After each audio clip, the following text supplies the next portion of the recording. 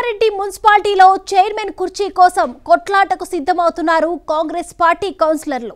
Assembly ఎన్నికల పరిణామాలు, సమీకరణాలు ఇక్కడి రాజకీయాలపై తీవ్ర ప్రభావం చూపుతున్నాయి. బీఆర్ఎస్ కౌన్సిలర్లు ఒక్కొక్కరిగా హస్తం గూటికి చేరుతున్నారు. 3 నెలల్లోనే 22 మంది కౌన్సిలర్లు కారు దిగి కాంగ్రెస్ కండవా కప్పుకున్నారు. మరో 3 సభ్యుల మద్దతు దొరికితే ప్రస్తుత బల్దియా చైర్పర్సన్ పై అవిశ్వాసం పెట్టాలన్న యోచనలో అధికార పార్టీ నేతలున్నట్లు తెలుస్తోంది.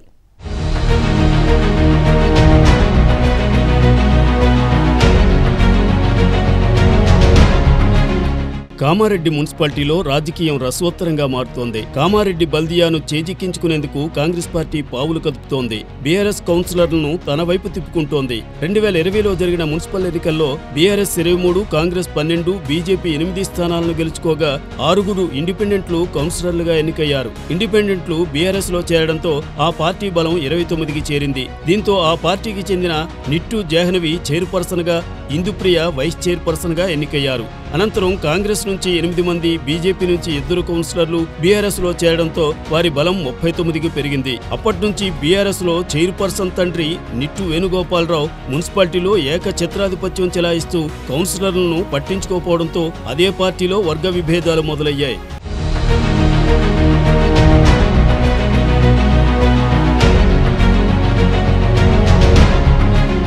అసెంబ్లీ ఎన్నికల ముందు బీఆర్ఎస్ నేతల్లో నెలకొన్న విభేదాలతో వైస్ చైర్పర్సన్ ఇందుప్రియతో పాటు ఆమె భర్త చంద్రశేఖర్ రెడ్డిలను పార్టీ నుంచి బహిష్కరించారు. ఆ మరుసటి రోజే వైస్ చైర్పర్సన్ తో పాటు 18వ వార్డు కౌన్సిలర్ కాంగ్రెస్ లో చేరారు. అనంతరం జరిగిన అసెంబ్లీ ఎన్నికల్లో అధికారాన్ని కోల్పోవడంతో పాటు కామారెడ్డిలోనూ వాటింపాలవడంతో బీఆర్ఎస్ నేతలు నిరుత్సాహానికి గురయ్యారు. కాంగ్రెస్ అధికారంలోకి రావడంతో కౌన్సిలర్లు ఆ పార్టీ వైపు దృష్టి సారించారు. ఒక్కొక్కరుగా హస్తం గూటికి చేరుతున్నారు. ఇప్పటికే 22 మంది కౌన్సిలర్లతో పాటు ఒక కోఆప్షన్ సభ్యురాలు కాంగ్రెస్ లో చేరారు. ఒక బీజేపీ కౌన్సిలర్ సైతం హస్తం తీర్థం పుచ్చుకున్నారు. దీంతో పాతవారితో కలిపి కాంగ్రెస్ బలం 27కు చేరింది. మరికొందరు కౌన్సిలర్లు సైతం కాంగ్రెస్ కు మద్దతు ఇచ్చేందుకు సిద్ధంగా ఉన్నట్లు సమాచారం. చైర్పర్సన్ స్థానాన్ని ఆశిస్తున్న 10వ వార్డు కౌన్సిలర్, ఆమె భర్త బీఆర్ఎస్ కౌన్సిలర్లతో చర్చలు జరుపుతూ కాంగ్రెస్ లో చేర్చుకుంటున్నారు.